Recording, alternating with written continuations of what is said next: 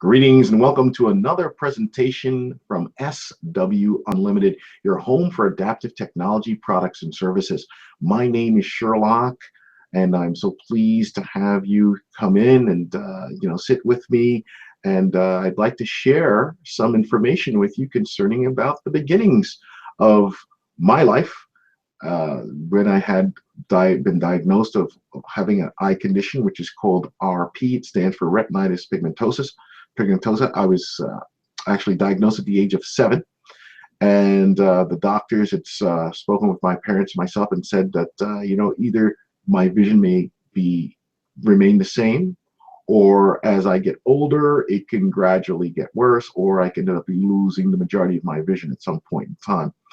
Well, just taking one step at a time, had no idea as to what was going to be done, but the end result is at the age of probably about 17, 18 years old, right before going off to college, is when I lost the majority of my vision.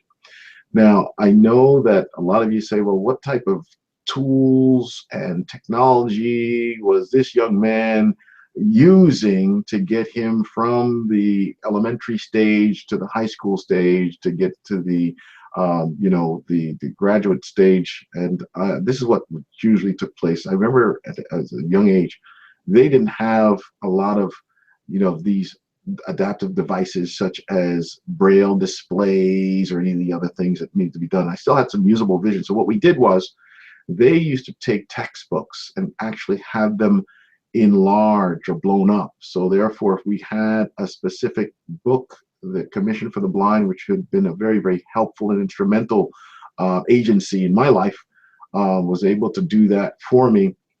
And we were able to get these books enlarged. The only unfortunate piece was I would hate to have homework, because when you're talking about a book that's somewhere in the area of 3 by 3, and you're a young person trying to carry some stuff home. So hopefully I used to try to hustle and do the best I could getting my work done prior to leaving school, so this way I didn't have to worry about lugging these huge textbooks home with me.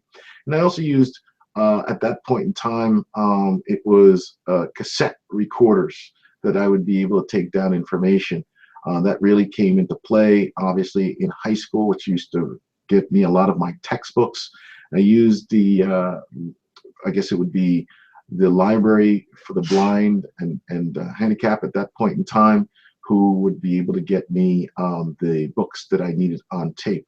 The only problem with that is sometimes you would basically go and get yourself started in a course, and they wouldn't be able to get the books recorded in time. So next thing you know, that the semester is over, and then those books were just truly arriving. So things are being done so much differently now, and with all this great technology which we do have, that we do never have to concern ourselves with this. So in high school, I had to make a decision as to what I was going to be doing with the remaining part of my life, and I knew at that point I wanted to go on to higher level of education. So I wanted to go to college.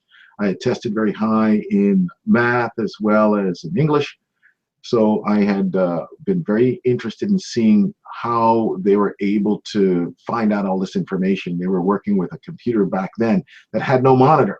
So I guess that would be a great computer for a blind person, because we really don't look at the screen anyway. But they didn't have at that point in time JAWS or Window Eyes or NVDA or any of the other screen readers that you know of today.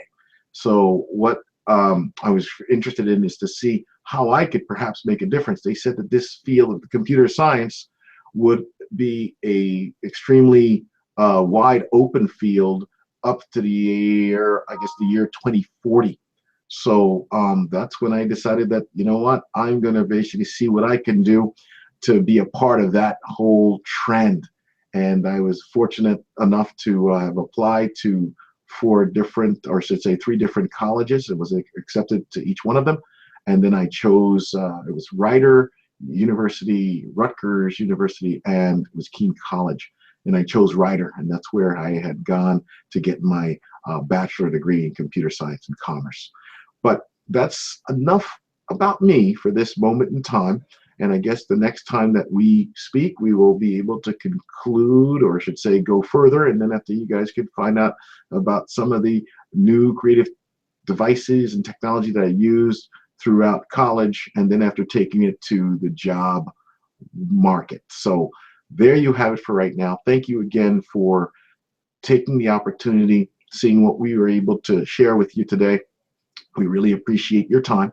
So thanks again for stopping in. We look forward to you speaking with you next time. Remember, SW Unlimited, your home for adaptive technology, products, and services, and we're always here to serve you. Have a prosperous day.